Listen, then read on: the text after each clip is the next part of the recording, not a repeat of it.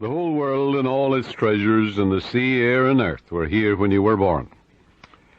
Begin to think of the untold and undiscovered riches all around you, waiting for the intelligence of man to bring them forth. Look at wealth as the air you breathe. Get that attitude of mind. As Emerson said to the woman, who wanted to prosper. He took her down to the ocean. He said, "Take a look." She said, "Oh, there's plenty of water, isn't there?" He said, "Look at wealth that way, and you'll always have it." Yes, realize it's like the tide, forever flowing out, forever flowing back. A sales manager said to me that an associate of his sold $1 million idea for expansion to the organization. You can have an idea worth a fortune, too. Wealth is a thought image in your mind. Wealth is an idea in your mind. Wealth is a mental attitude. He also told me that there were more millionaires now in the United States than at any time in the history of the country. You can have an idea worth a fortune, yes, you can. Moreover, you are here to release the imprisoned splendor within you and surround yourself with luxury, beauty, and the riches of life. Learn that it is necessary to have the right attitude towards money, wealth, food, raiment, clothing, all these things. When you really make friends with wealth, you will always have a surplus of it. It is normal and natural for you to desire a fuller, richer, happier, and more wonderful life. Look upon money as God's idea of maintaining the economic health of the nations of the world. When money is circulating freely in your life, you're economically healthy. In the same manner as when your blood is circulating freely, you are free from congestion. Begin now to see money in its true significance and role in life as a symbol of exchange. That's all it is. It has taken many forms down through the ages. Money to you should mean freedom from want. It should mean beauty, luxury, abundance, sense of security, and refinement. You're entitled to it. Being poor is a disease. It is a mental attitude. A young woman, a very good writer, who had had several articles accepted for publication, said to me one time, "I don't write for money." I said to her, "What's wrong with money?" "It's true you don't write for money, but the labor is worthy of his hire. What you write inspires, lifts up, and encourages others. When you adopt the right attitude, financial compensation will automatically come to you freely and copiously." She actually disliked money. Once she referred to money as filthy lucre. Going back, I suppose, the early days where she heard mother or somebody say money is evil, or the love of money is the root of all evil, and all these things without any understanding at all. It's a rank superstition to say money is evil or a filthy lucre. This woman had a subconscious pattern that there was some virtue in poverty. There isn't. It's a sickness, a disease. I explained to her that there was no evil in the universe, and that good and evil were in the thoughts and motivations of men. All evil comes from misinterpretations of life and misuse of the laws of mind. In other words, the only evil is ignorance, and the only consequence is suffering. It would be foolish to pronounce uranium, silver, lead, copper, iron, cobalt, nickel, calcium, or a dollar bill evil. How absurd, grotesque, and stupid that is. The only difference between one metal and another is the number and rate of motions of electrons revolving around a central nucleus. A piece of paper such as a $100 bill is innocuous, and the only difference between it and a copper or lead is that the atoms and molecules, with their electrons and protons, are arranged differently for the physical evidences of money. Here's a simple technique she practiced which multiplied wealth in her experience. My writings go forth to bless, heal, inspire, elevate, and dignify the minds and hearts of men and women. And I am divinely compensated in a wonderful way. I look upon money as divine substance, for everything is made from the one spirit. I know matter and spirit are one.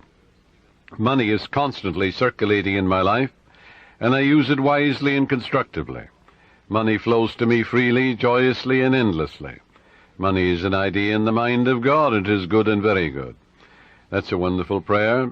It eradicates that superstitious nonsense about money being evil and things of that nature, or there's some virtue in poverty, or the Lord loves the poor. All of that is rank superstition. It is frightful ignorance. That's all it is. This young lady's changed attitude towards money has worked wonders in her life. It'll work wonders in your life, too. And she has completely eradicated that strange, superstitious belief that money was filthy lucre. She realized that her silent condemnation of money caused money to fly from her instead of to her. Her income has tripled in 3 months, which was just the beginning of her financial prosperity. Some years ago, I talked with a clergyman who had a very good following. He had an excellent knowledge of the laws of mind and was able to impart this knowledge to others. But he could never make ends meet. He had what he thought was a good alibi for his plight by quoting from Timothy, "For the love of money is the root of all evil." That's in the book of Timothy, in the 6th chapter, 10th verse. Forgetting what followed in the 17th verse of the same chapter.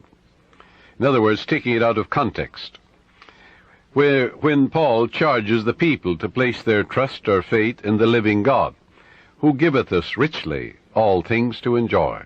That's also in the book of Timothy. Love in biblical language is to give your allegiance, loyalty, and faith to the source of all things, which is God or the living Spirit or the life principle in you. You are not, therefore, to give your allegiance, loyalty, and trust to created, but to the Creator, the eternal source of everything in the universe, the source of your own breath, source of your life, the source of the hair in your head, the source of your heartbeat, the source of the sun and the moon and the stars, the source of the world and the earth you walk on. If a man says, "All I want is money, nothing else," that's my God, and nothing but money matters. He can get it, of course, but he's here to lead a balanced life. Man must also claim peace, harmony, beauty, guidance, love, joy, wholeness in all phases of his life. How can he live without courage, faith, love, goodwill, joy in this world today? Nothing wrong with money, not a thing in the world, but that's not the sole aim in life.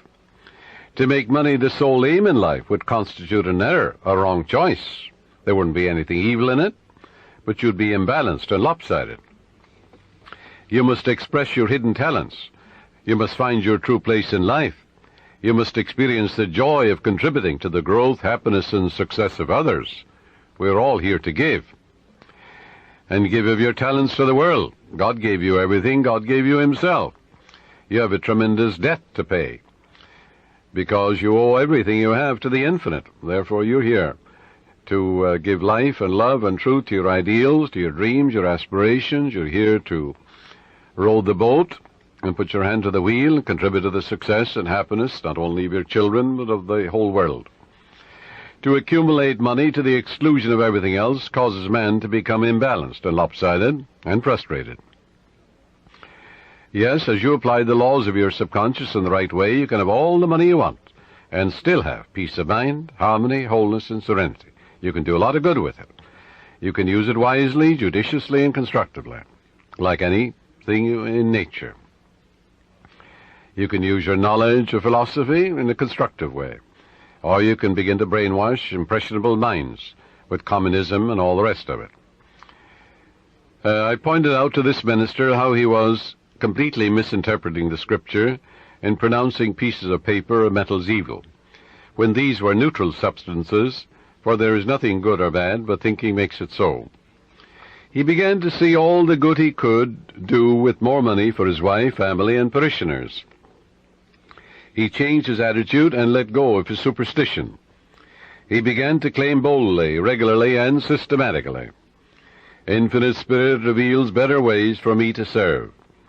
I am inspired and illumined from on high, and I give a divine transfusion of faith and confidence in the one presence and power to all those who hear me.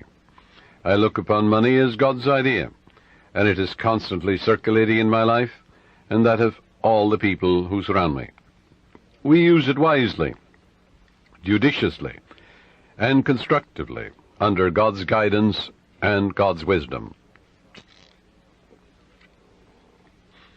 This young clergyman made a habit of this prayer, knowing that it would activate the powers of his subconscious mind. Today he has a beautiful church which he wanted. The people built it for him. He has a radio program and has all the money he needs for his personal, worldly, and cultural needs. I can assure you he no longer criticizes money. If you do, it'll fly away from you. because you're condemning that which you're praying for. Now, follow this technique which I'm going to outline for you, and you'll never want for wealth all the days of your life, for it is the master key to wealth. The first step is to reason it out in your mind that God, or the life principle, or the living spirit, is the source of the universe, the galaxies in space, and everything you see. Whether you look at the stars in the sky, the mountains, the lakes, the deposits in the earth, and the sea, or all animals and plants. The life principle gave birth to you, and all the powers, qualities, and attributes of God are within you. Come to a simple conclusion, that everything you see and are aware of came out of the invisible mind of the infinite, or the life principle. And that everything that man has invented, created, or made came out of the invisible mind of man. And the mind of man and the mind of God are one, for there's only one mind. That mind is common to all individual men. Everyone is an inlet and an outlet to all that is. Come now to a clear-cut decision that God is the source of your supply of energy, vitality, health, creative ideas, the source of the sun, the air you breathe, the apple you eat, and the money in your pocket. For everything is made inside and out of the invisible. It is as easy for God to become wealth in your life as it is to become a blade of grass or a crystal of snow. The second step, decide now to engrave in your subconscious mind the idea of wealth. Ideas are conveyed to the subconscious by repetition, faith, and expectancy. By repeating a thought pattern or an act over and over again, it becomes automatic, and your subconscious being compulsive, you will be compelled to express wealth. The pattern is the same as learning to walk, swim, play the piano, type, or drive a car. You must believe in what you're affirming. It's not mumbo-jumbo, it's not idle affirmations.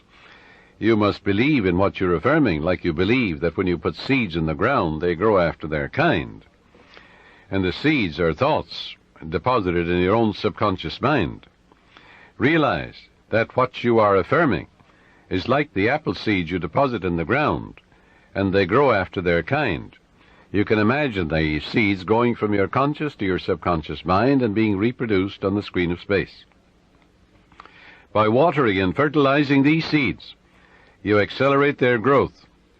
Know what you are doing and why you are doing it. You're writing it with your conscious pen in your subconscious mind. Because you know, wealth is walk down the street and you see it. Can you count the flowers along the road as you drive? Can you count the sands on the seashore? Can you count the stars in the sky? Can you count the wealth that you're walking on? Yes, underneath you. Maybe oil, gold, silver, uranium. Do you ever think of the riches of the sea, the soil, the air? So third step is repeat the following affirmation for about 5 minutes, night and morning. I am now writing in my subconscious mind the idea of God's wealth.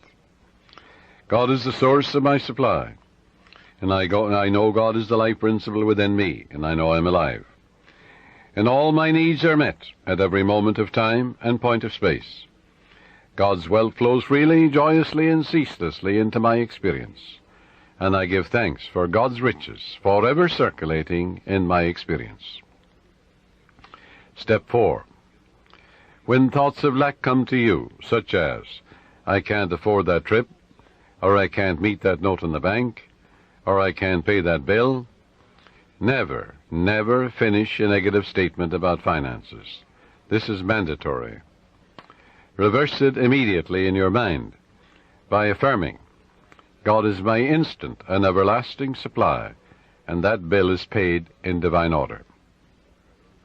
If a negative thought comes to you 50 times in 1 hour, reverse it each time by thinking and affirming, God is my instant supply, meeting that need right now. After a while, the thought of financial lack will lose all momentum, and you will find your subconscious is being conditioned to wealth. If you look at a new car, for example, never say, I can't buy that or I can't afford it. Your subconscious takes you literally and blocks all your good. On the contrary, say to yourself, that car is for sale. It is a divine idea, and I accept it in divine order through divine love. This is the master key to wealth. It's impossible for any sincere person to practice this technique and not have all the wealth he or she needs all the days of your life. So follow it, and you're setting the law of opulence in operation. It will work for you as well as for anybody else. The law of mind is no respecter of persons. Your thoughts make you wealthy or poor. Choose the riches of life, right here and right now. A sales manager sent me one of his men for counseling. This salesman was a brilliant college graduate. He knew his products very well. He was in a lucrative territory, but was making only $5,000 annually in commissions.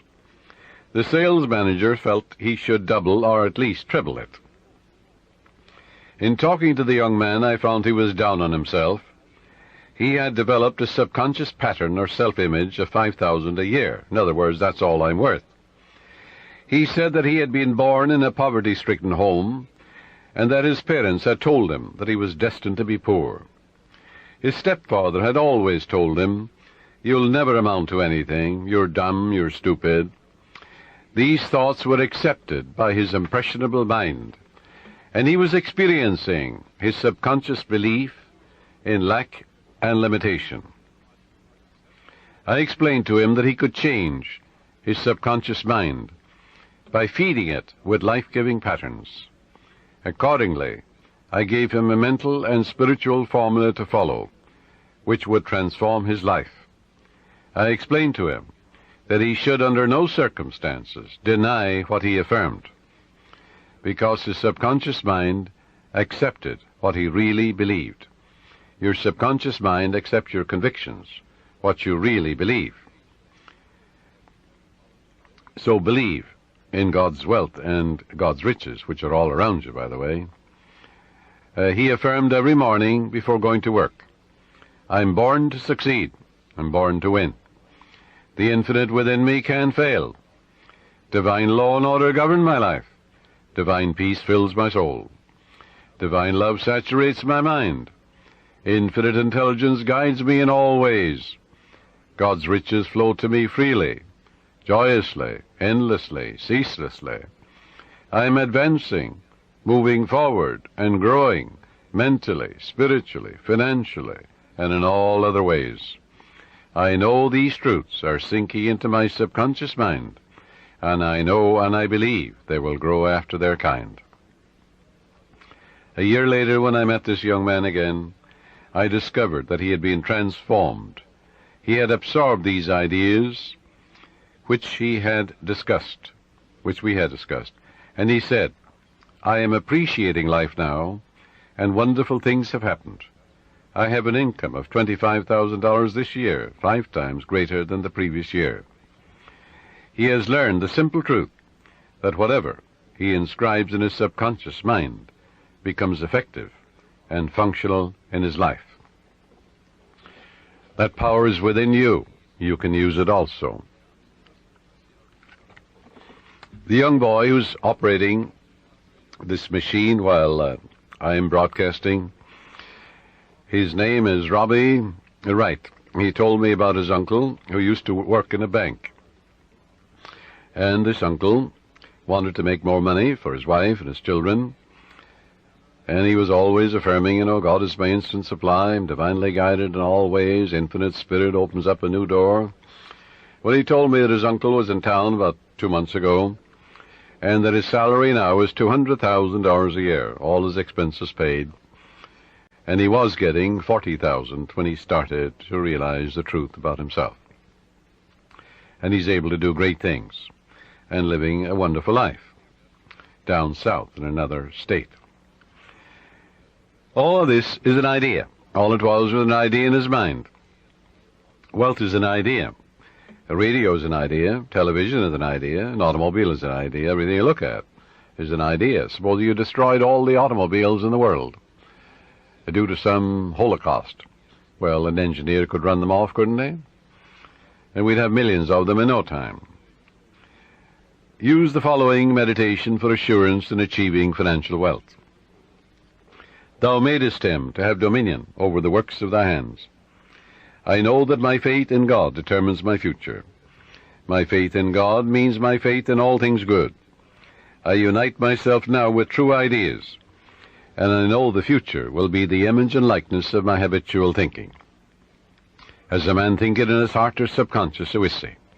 From this moment forward, my thoughts are on whatsoever things are true, whatsoever things are honest, whatsoever things are just, whatsoever things are lovely and of good report.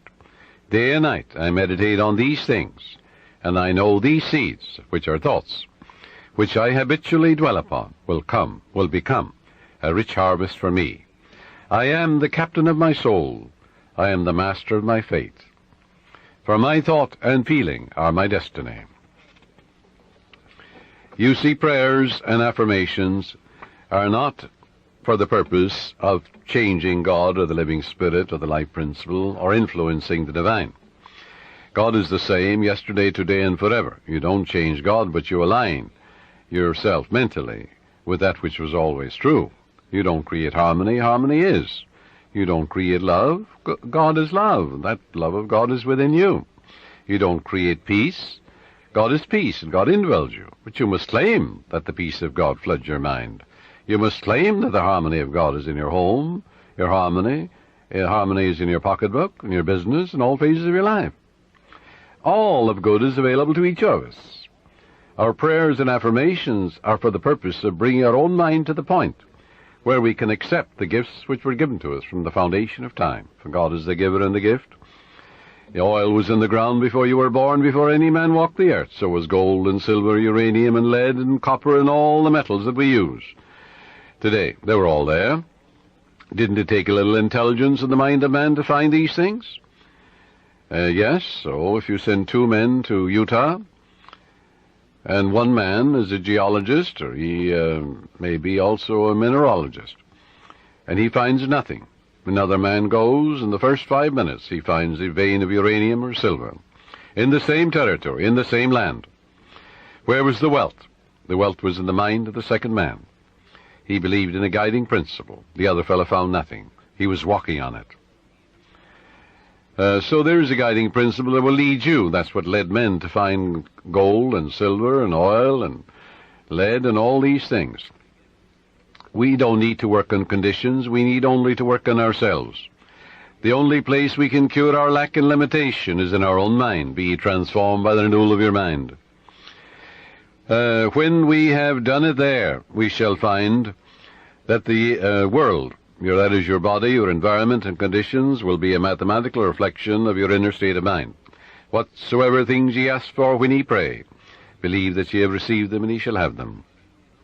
That is the basis of all successful prayer, whether for the healing of our bodies, for prosperity, success, for achievement, or for material benefits.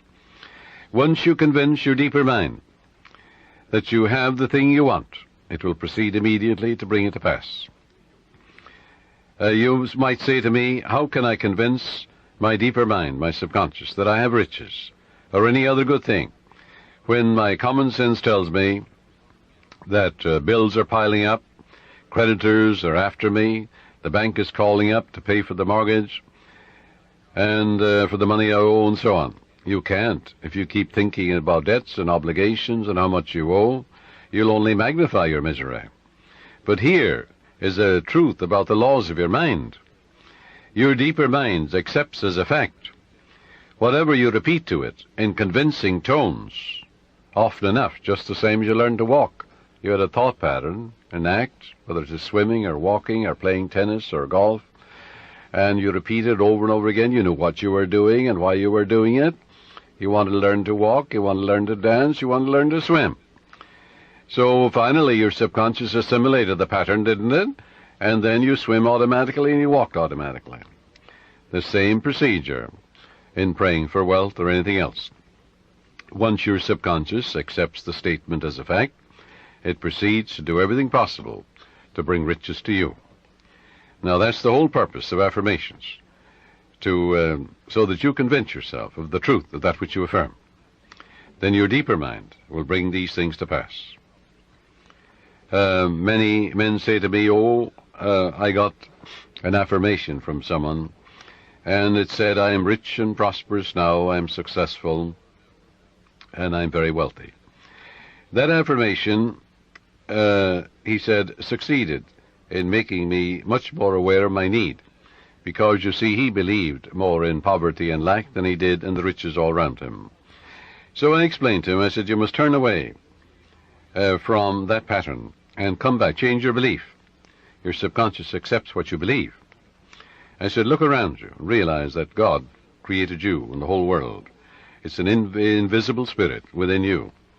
Everything is made inside and out of it. It started your heartbeat. It's the air you breathe, the water you drink. It's the fruit that you eat.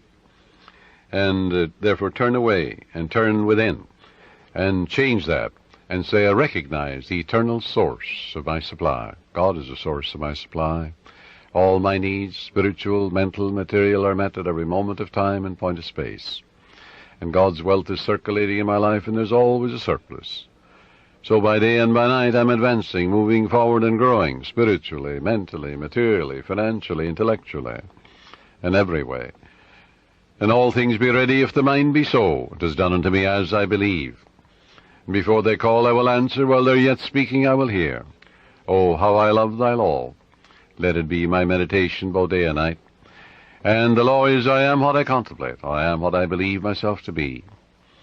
According to my faith is it done unto me. God gave you richly all things to enjoy. God made you rich, why then are you poor? And as he began to realize the source of the infinite ocean of supply, the source of the very hair in his head, you know, the source of the power that enables him to lift a chair, the source of the grass, the source of the hay in the field, the source of the cattle in 1,000 hills. He began to realize the source. He aligned himself with it, and then it made sense to him. Then he realized that he was writing in his subconscious mind the idea of wealth, of growth, and prosperity.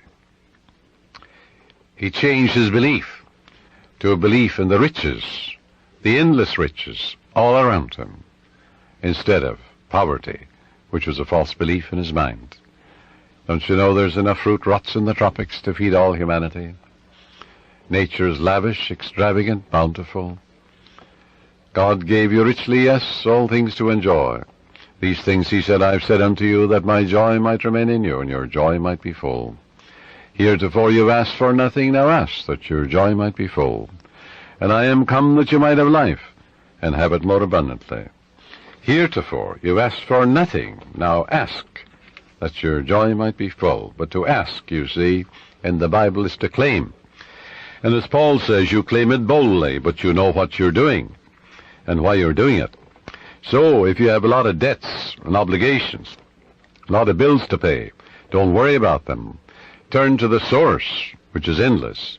Remember the farmer, what he says to you. He says, well, I don't worry about the weeds. The grain is growing, and it will kill all the weeds. That's what the farmer tells you. Likewise, as you focus on your good, on guidance and right action, and the eternal source of your supply, whether it is mental or spiritual or financial you need, there's but one source, not two. And as you turn to it and give thanks for that endless supply, then all the weeds will be killed. Thoughts of lack and limitation will die in you, and God will multiply your good exceedingly. Joy into your life. Pray for joy by claiming it. The joy of the Lord is my strength, the Bible says. Repeat that to yourself, and after a while, you'll be amazed what will happen to your bloodstream and to the general circulation. Don't keep analyzing it or gritting your teeth about it. Just know that joy is the elan of life, the expression of life. Don't work like a horse at it.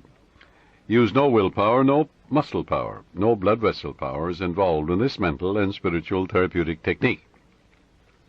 Just know and claim that the joy of the Lord is flowing through you now, and wonders will happen as you pray this way. Freedom and peace of mind will be yours as a result. If you have peace of mind, you'll have peace in your pocketbook, in your home, in your relationship with people, for peace is the power at the heart of God. And there is a river, the streams whereof make glad the city of my God. The city of God is your mind, the people who dwell there. Well, you know very well who dwells there. Your thoughts, ideas, images, beliefs, opinions. Make sure they conform to the divine standard. A woman said to me, I was blocked financially. I had reached the point where I had not enough money for food for the children. All I had, she said, was $5. I held it in my hand and said, God will multiply this exceedingly according to his riches and glory. And I am now filled with the riches of the infinite.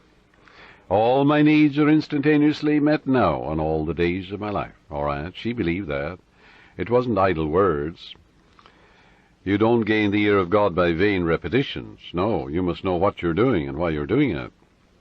You must know that your conscious mind is a pen, and you're writing something, engraving something in your subconscious mind. And whatever you impress your subconscious mind with will be expressed on the screen of space.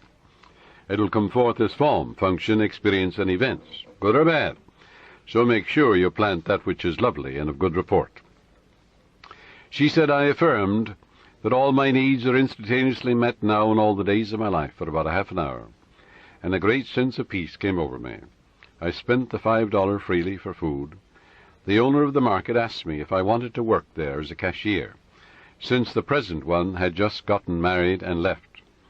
I accepted it, and shortly afterwards I married the owner, my boss, and we have experienced and are experiencing all the riches of life. This woman looked to the source. She didn't know how her prayer would be answered, because you never know the workings of the subconscious. She believed in her heart in the blessings of the infinite. Follow. To believe is to live in the state of being it. It also means to be alive to the eternal truths. Her good was magnified and multiplied exceedingly, because the subconscious always magnifies what you give attention to. There is a presence and a power within you, and you can use it, and you can stir up, as Paul says, the gift of God within you, for God is the giver and the gift, and everything has been given to you. And therefore you can tune in and claim guidance, right action, beauty, love, peace, abundance, security. You can say to yourself, well, God's ideas unfold within me, bringing me harmony, health, peace, and joy. If you're in business, you're a professional man, you're an artist, you're an inventor, just sit down quietly and say, God reveals to me new creative ideas, original, wonderful ideas, which bless humanity in countless ways. And then watch the wonderful ideas that come to you. And they will come, because when you call, it answers. Remember what it says in the Bible? Call upon me, I'll answer you. I'll be with you in trouble. I'll set you on high, because you have known my name. And the name means the nature. Well, the nature of infinite intelligence is responsiveness. Call, the response comes. Constantly affirm, feel and believe that God multiplies your good exceedingly, and you will be enriched every moment of the day, spiritually, mentally, intellectually, financially, and socially, for there's no end to the glory of man for his daily living. Watch the wonders that will happen as you impress these truths in your subconscious mind. As you listen to this tape, this cassette, let these truths sink into your subconscious, and they will, and they are. And you're engraving them. And the more often you do this, well, the quicker you will impregnate your deeper mind. You'll experience a glorious future in a financial way, in every way, too. Watch your thoughts. Never talk about economic lack and limitation. Never talk about being poor or in want. It is very foolish to talk to your neighbors or relatives about hard times, financial problems, and like matters. Count your blessings. Begin to think prosperous thoughts. Talk about the divine riches present everywhere. Realize that the feeling of wealth produces wealth.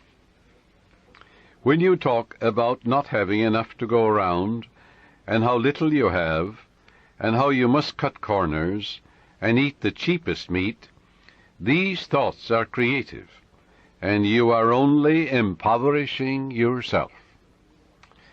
Use the money you now have freely. Release it with joy, and realize that God's wealth flows to you in avalanches of abundance. Look up to the source. As you turn to the divine presence within you, the response will come. It is written, He careth for you. You will find neighbors, strangers, associates adding to your good, and also to your supply of material things. Make it a practice to pray for divine guidance in all your ways, and believe that God, or the Supreme Intelligence, is supplying all your needs according to His riches and glory. Claim it boldly. Come boldly to the throne of grace, Paul says. And grace, when it's removed from its mystique, is simply the mathematical, orderly reflection of your habitual thinking and imagery. In other words, there's supreme intelligence that responds to your conscious thinking and imagery. Pray for divine guidance, therefore, in all your ways. As you make a habit of this attitude of mind, you will find the invisible law of opulence can and will produce visible riches for you. Recently, a doctor told me that her constant prayer was as follows: I live in the joyous expectancy of the best, and invariably the best comes to me. My favorite Bible verse, she said, with which I saturate my mind is, He giveth to all life and breath and all things. That's from the book of Acts, 17th chapter, 25th verse. She has learned that she is not dependent on people for joy, health, success, and happiness or peace of mind. She looks to the living Spirit Almighty within her for promotion, achievement, wealth, success, and happiness. Whosoever trusteth in the Lord, happy is he. That's from the book of Proverbs, 16th chapter, 20th verse. Contemplate promotion, success, achievement, illumination, and inspiration, and the Spirit of the Almighty will move in your behalf, compelling you to express fully what you meditate on. Let go now and permit the infinite riches of the Infinite One to open up new doors for you. Let wonders happen in your life. In prayer therapy, avoid struggle and strain. Don't try and force things. How could you add power to omnipotence? Can you make a seed grow? You can't. Plant it in the ground. It will grow. The oak is in the acorn. The apple is in the apple seed. The archetype or pattern is there, but you must deposit it in the soil, where it dies, undergoes dissolution, bequeaths its energy to another form of itself. Spiritual-minded man, he looks at an acorn, he sees a forest, Yes, that's the way your subconscious works. It magnifies your good exceedingly. So avoid strain, since this attitude is indicative of your unbelief. If you're worrying and fearful and anxious, well, that inhibits your good. That brings about blocks and delays and impediments in your life. What does fear do? That which I greatly feared has come upon me. Reverse it. That which I greatly love comes into my experience. Love is emotional attachment. In your subconscious is all the wisdom and power necessary to solve any problem. Your conscious mind is prone to look at external conditions and tends continually to struggle and to resist. Remember, however, it is the quiet mind that gets things done. Quiet your body periodically. Tell it to be still and relax. It has to obey you. Your body moves as moved upon. Your body acts as acted upon. Your body has no self-conscious intelligence, no volition, no will. It moves as moved upon. You can play a melody of God on your body. When your conscious mind is quiet and receptive, the wisdom of your subconscious rises to the surface mind, and you receive your solution. A beauty parlor operator told me that the secret of her success was that every morning prior to opening her beauty salon, she had a quiet period in which she affirms, God's peace fills my soul, and God's love saturates my whole being. God guides, prospers, and inspires me. I am illumined from on high, and His healing love flows from me to all my clients. Divine love comes in my door. Divine love goes out of my door. All those who come into my salon are blessed, healed, and inspired. The infinite healing presence saturates the whole place. This is the day the Lord hath made, and I rejoice and give thanks for the countless blessings which come to my clients and to myself. She had this prayer written out on a card and reiterates these truths every morning. At night she gives thanks for all her clients, claiming that they are guided, prospered, happy, and harmonious, and that God and His love flow through each one, filling up all the empty vessels in her life. She stated to me that following this prayer technique pattern, at the end of 3 months she had far more clients than she could handle, had to hire 3 additional operators. She had discovered the riches of effective prayer and is prospering beyond her fondest dreams. The sales manager told me that he had been fired because of excessive drinking on the job and because of being involved with one of the secretaries in the office. He was very distressed, dejected, and worried about his wife, his income, and his future. In talking with his wife later, I discovered that she was a chronic nagger and had tried unsuccessfully to dominate and control her husband. She was abnormally jealous and very possessive, and she clocked him in every evening, creating a scene if he were not home at a certain hour. He was emotionally and spiritually immature and did not handle the matter at all constructively. He deeply resented her nagging and her clocking of his arrival at home, and retaliated by drinking and becoming involved with another woman. He said to me, "I just wanted to get even with her." Both of them agreed it takes 2, to make a go of marriage. It takes 2 to prosper. If a husband and wife will agree in prosperity and success, agreement means harmony, they will prosper. They'll have all the money they need to do what they want to do when they want to do it. And when you have all the wealth you need to do what you want to do when you want to do it, you're as rich as Croesus. Both of them agreed to start a prayer process, night and morning, realizing that as they prayed for each other, there could not possibly be any bitterness, hostility, or resentment, as divine love casts out everything unlike itself. And it does. She prayed night and morning as follows: "My husband is God's man. God is guiding him to his true place. What he is seeking him. Divine love fills his soul. Divine peace fills his mind and heart. He is prospered in all his ways, spiritually, mentally, financially, socially, every way. By day and by night he is advancing, moving forward and growing, spiritually, mentally, financially, socially, intellectually, in all ways, for life itself is growth. There are harmony, peace, love, and understanding between us. It is divine right action and divine peace operating in our lives." And he prayed for his wife night and morning as follows: "My wife is God's child. She's the daughter of the infinite, a child of eternity. Divine love fills her soul, and it is written, He careth for her. Divine love, peace, harmony, and joy flow through her at all times. She's divinely guided and prospered in all her ways. For to prosper is to grow along all lines.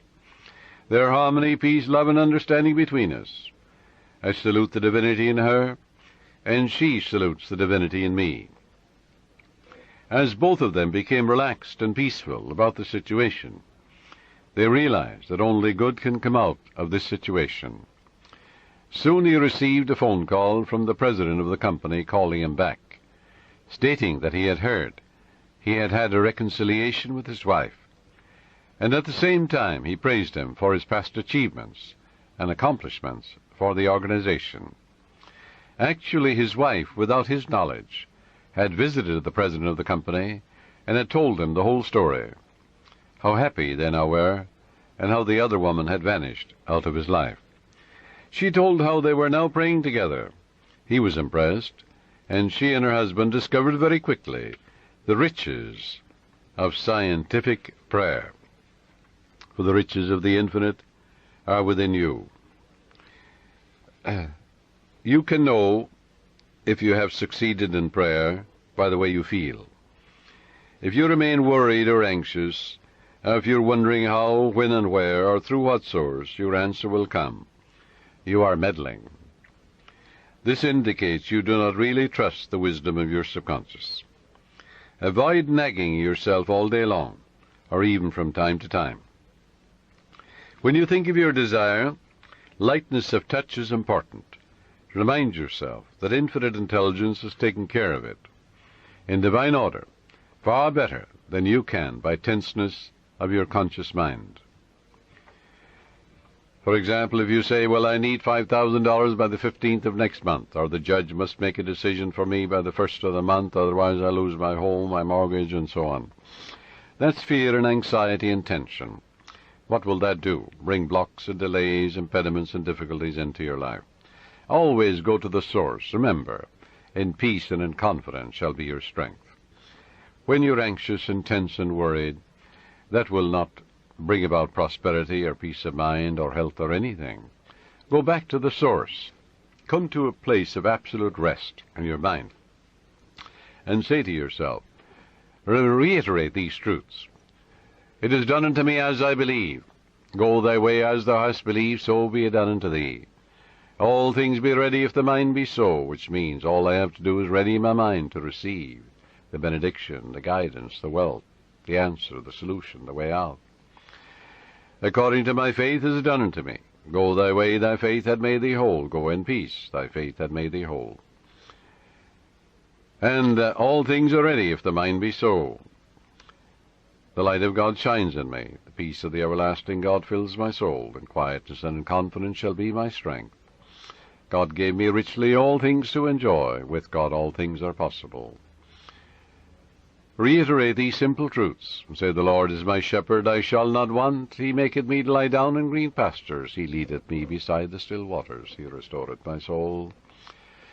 When I call upon him and he answers me, he'll be with me in trouble. He'll set me on high, because he hath known my name. God is my instant everlasting supply, and ever-present help in time of trouble. Reiterate these truths. Read a psalm like the 23rd and 91st Psalm, and go over these psalms quietly, peacefully, and lovingly. You'll get to a point of rest and peace in your mind, and you realize that God is never late, and that God is your instant and everlasting supply, guiding and directing you, revealing to you everything you need to know, opening up the door for you, revealing to you the solution, and God's riches are circulating in your life, and there's always a surplus. Then, when you act that attitude of mind, the way will open up, the dawn will appear, and the shadows will flee away. But you won't get an answer by worry and fear and tension and anxiety. This will only attract more lack, more difficulties. So reverse it. Go back to the source. Reiterate the truths you know.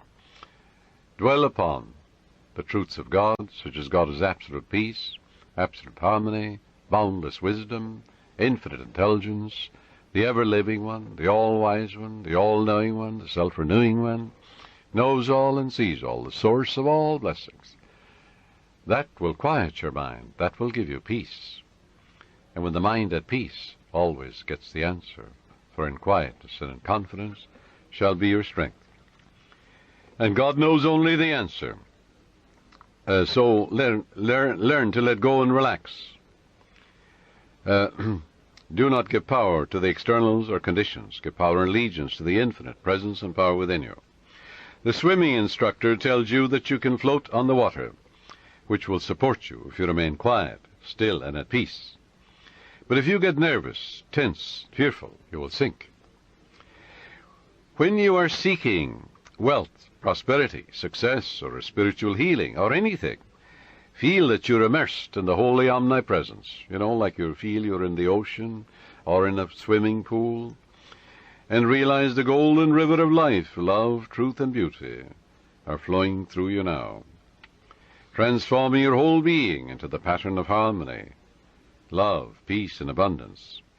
Feel yourself swimming in the great ocean of life. That sense of oneness will restore you, for he restoreth my soul. The following meditation will bring many wonderful things into your life. Listen to it and say, these truths are sinking into my subconscious mind. I picture them going from my conscious to my subconscious, like seeds I'm depositing in the soil. I know that I mold, fashion, and create my own destiny. My fate is in the infinite being which created all things, and my faith in God is my fortune. This means an abiding faith in all things good. I live in the joyous expectancy of the best, and only the best comes to me. I know the harvest I will reap in the future, because all my thoughts are God's thoughts, and the power of God is with my thoughts of good. My thoughts are the seeds of goodness, truth, beauty, and abundance. I now place my thoughts of love, peace, joy, success, abundance, security, and goodwill in the garden of my mind. This is God's garden. The glory and beauty of God will be expressed in my life, and I will know it. My garden will yield an abundant harvest. From this moment forward, I express life, love, and truth. I am radiantly happy and prosperous in all my ways, and God multiplies my good exceedingly. To prosper means to succeed, to thrive, to turn out well. In other words, when you are prospering, you're expanding, growing spiritually, mentally, financially, socially, and intellectually. Never be envious or jealous of another person's wealth or promotion or their diamonds or jewels, for that would impoverish you. That would attract lack and limitation to you. Rejoice in their success, in their prosperity, in their wealth, and wish for them greater riches, because what you wish for the other, you're wishing for yourself, for you're the only thinker. What you think about the other, you're creating in your own mind and body and experience, and also your pocketbook. This is why you rejoice in the success and the prosperity and the millions that others have. In order to truly prosper, it is necessary that you become a channel through which the life principle flows freely, harmoniously, joyously, and lovingly. I suggest that you establish a definite method of working and thinking, that you practice it regularly and systematically every day. One young man who consulted me had experienced a poverty complex for many years, had received no answers to his prayer. He had prayed for prosperity, but the fear of poverty continuously weighed on his mind, and naturally he attracted more lack and limitation than prosperity. The subconscious mind accepts the dominant of two ideas. Change your mind from belief in poverty, but begin to believe in God's riches, which are all around you. Infinite riches.